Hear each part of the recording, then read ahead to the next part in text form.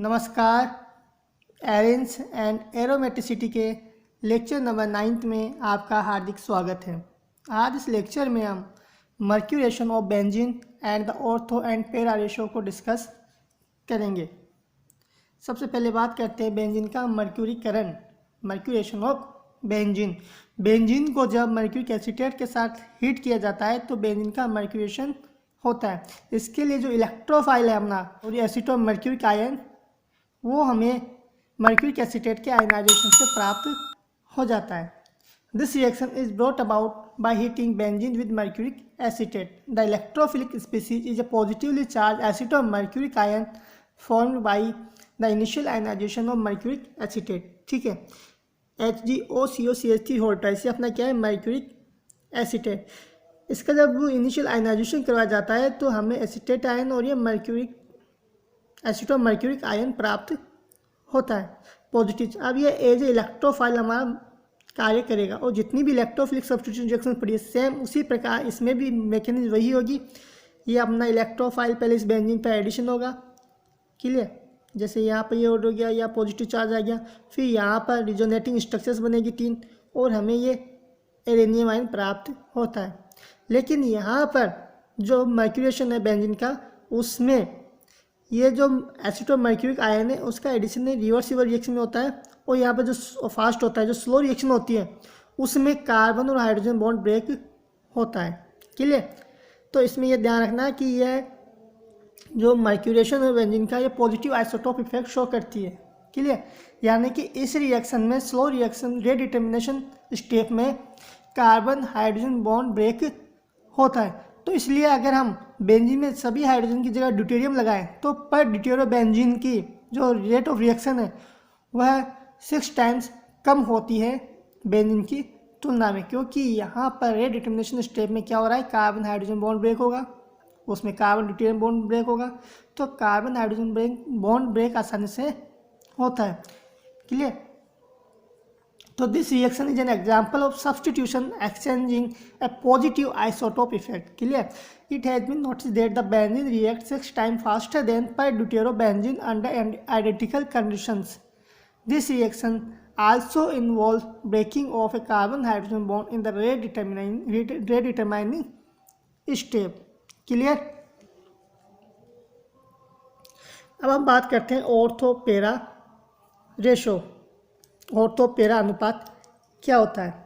तो देखो, जो मोनो सब्स्टिट्यूटेड बेंजीन होती है,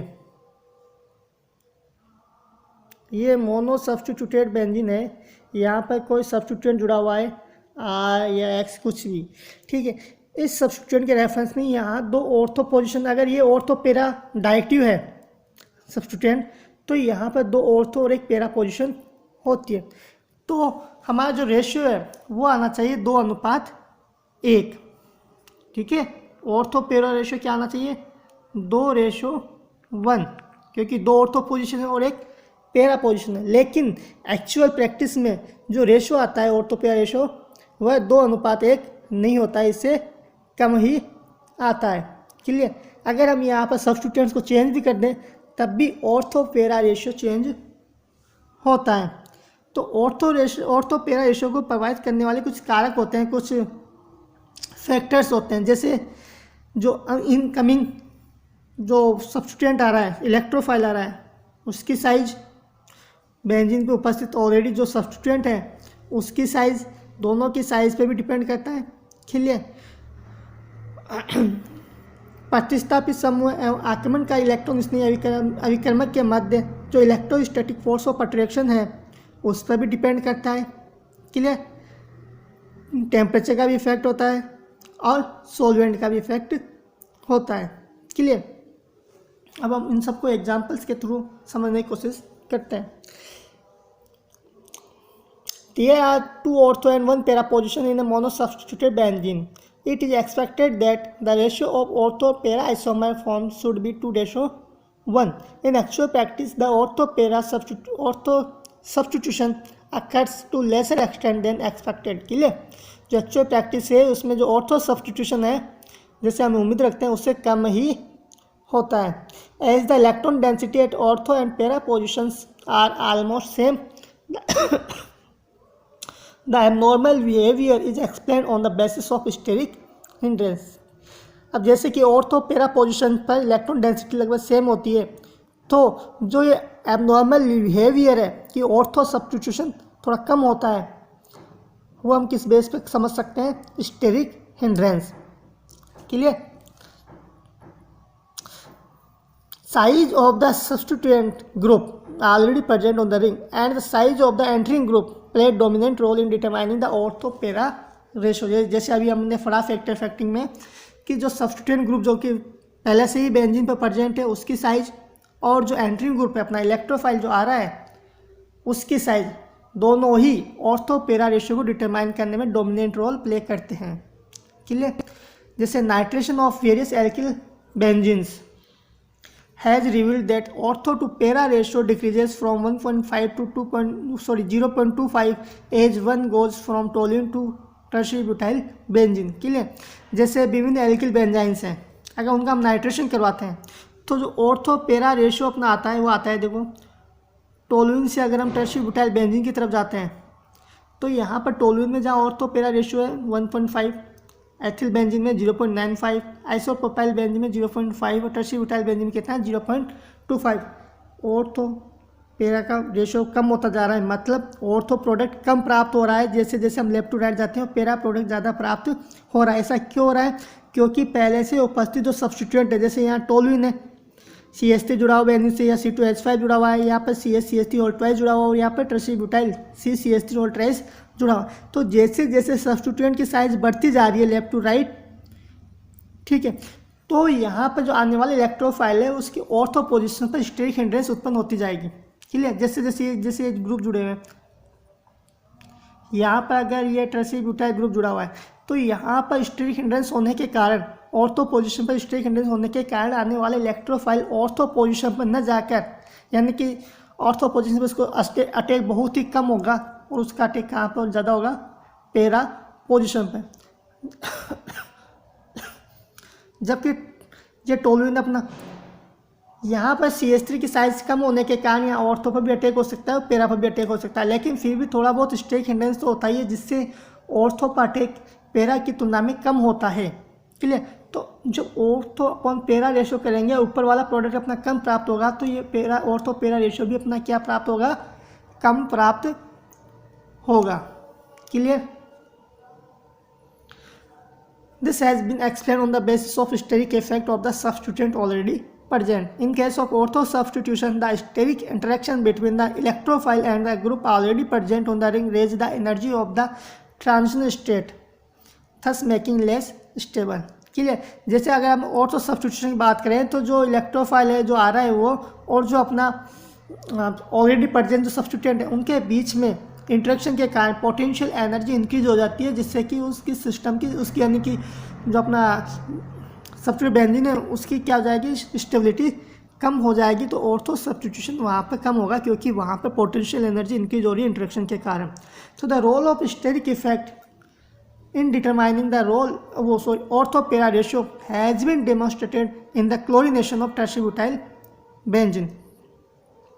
Thus, when tertiary butyl benzene is chlorinated, there is appreciable substitution at ortho position, but its bromination at ortho position is almost negligible owing to greater size of bromine molecule। ठीक है, steric effect का अगर ortho para ratio पर हम effect देखना चाहें कि ortho para ratio में जो स्टेरिक हिंड्रेंस स्टेरिक इफेक्ट किस प्रकार से ऑर्थो पैरा रेशियो को डिटरमाइन करता है, उसके लिए हम एक एग्जांपल लेते हैं टर्शियरी ब्यूटाइल बेंजीन। ठीक है, टर्शियरी ब्यूटाइल बेंजीन का जब हम क्लोरिनेशन करवाते हैं तो हमें एप्रिशिएबल अमाउंट प्राप्त होती है ऑर्थो पोजिशन पर। ठीक है, ऑर्थो सब्स्टिट्यूट प्रोडक्ट थोड़ा बहुत प्राप्त होता है, लेकिन अगर हम ब्रोमिनेशन कराते हैं तो जो ऑर्थो पोजिशन है उस पर उसका सब्स्टिट्यूशन बहुत ज़्यादा नेग्लिजिबल होता है। क्यों? क्योंकि ब्रोमीन की साइज क्लोरीन से बड़ी होती है।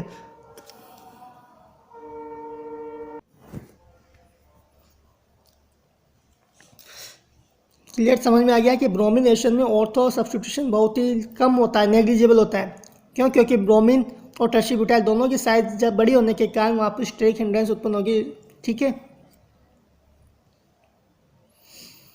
A typical example of steric factor in the electrophilic substitution reaction of paracymene enlisted. जैसे पैरासाइमिन का अपन बात करते हैं, ये पैरासाइमिन है, क्लियर।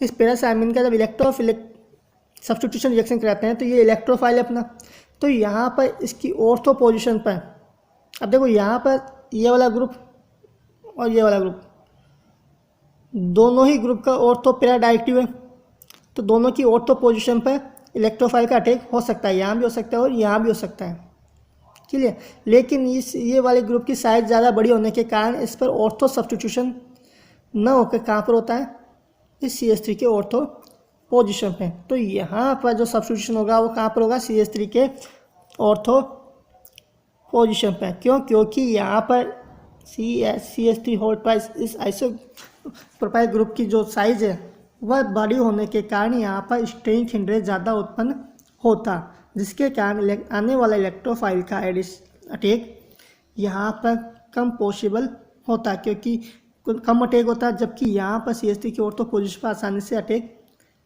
होता है, तो यहाँ पे इसका सब्स्टिट्यूशन होगा। A substituent having a pair of non bonding electrons increases the amount of para isomer. अगर किसी सब्स्टिट्यूएंट के पास जो बेंजीन पे उपस्थित है उस पर नॉन बॉन्डिंग इलेक्ट्रॉन्स हैं, तो वहाँ पर जो पैरा आइसोमर बनने का जो प्रोबेबिलिटी है वो ज़्यादा होती है। This is due to the fact that one of the resonance form of intermediate assumes paraquinonoid structure in the case of para attack, while that obtained from the ortho attack assumes an orthoquinoid structure. तो as the paraquinoid structure is more stable than orthoquinoid and hence para substitution is preferred. ठीक है, जैसे हम बात करते हैं कि यहाँ पर बेंजीन में सब्स्टिट्यूएंट ऑलरेडी है, उसके ऊपर लोन पेयर्स हैं, के लिए नॉन बॉन्डिंग इलेक्ट्रॉन्स हैं।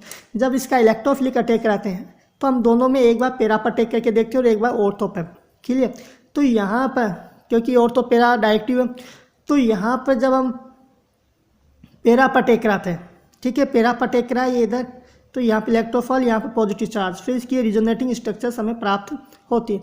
तो रिजोनेटिंग स्ट्रक्चर्स में आप देखो कि एक रिजोनेटिंग स्ट्रक्चर ऐसी प्राप्त होती है जिसमें पैराक्यूनोनाइड स्ट्रक्चर प्राप्त होती है, और पैराक्यूनोनाइड स्ट्रक्चर ज़्यादा स्टेबल होती है, मोर स्टेबल देन ऑर्थोक्यूनोनाइड। अब यहाँ पर जब ऑर्थो अटैक कराते हैं तो ऑर्थो अटैक कराने पर यहाँ पर ऑर्थोक्यूनोनाइड स्ट्रक्चर प्राप्त होती है। तो पैराक्यूनोनाइड स्ट्रक्चर ऑर्थोक्यूनोनाइड स्ट्रक्चर की तुलना में मोर स्टेबल होने के कारण पैरा आइसोमर बनने की जो संभावना है वो ज़्यादा होती है, पैरा आइसोमर ही प्रिफर्ड होता है, यानी पैरा अटैक ही प्रिफर होता है ऑर्थो की तुलना में। ये रेफरेंसेज हैं, धन्यवाद।